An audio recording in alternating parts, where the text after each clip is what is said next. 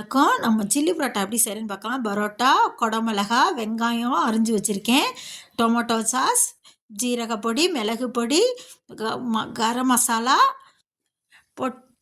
பச்சை மிளகா, இஞ்சி எடுத்து வச்சுருக்கேன். நம்ம இப்போ சட்டி அடுப்பில் வச்சு இஞ்சி பூண்டு பேஸ்ட்டு போட்டு கருவேப்பிலை மிளகா போட்டுட்டு வெங்காயத்தை போட்டு நல்லா வதக்கிக்கலாம். வெங்காயம் கண்ணாடி பதம் வந்ததும் நம்ம குடமிளகாயை சேர்த்துக்கலாம்.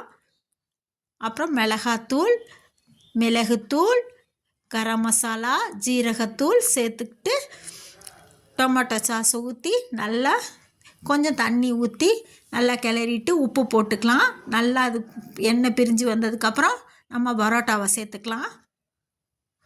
பரோட்டாவை சேர்த்து நல்லா கிளறி விட்டு அப்புறம் கொத்தமல்லி தழை தூவி இறக்கிக்கலாம்.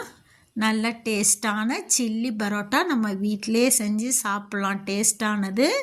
நீங்களும் இது மாதிரி செஞ்சு பாருங்கள். தேங்க்ஸ் ஃபார் வாட்சிங்.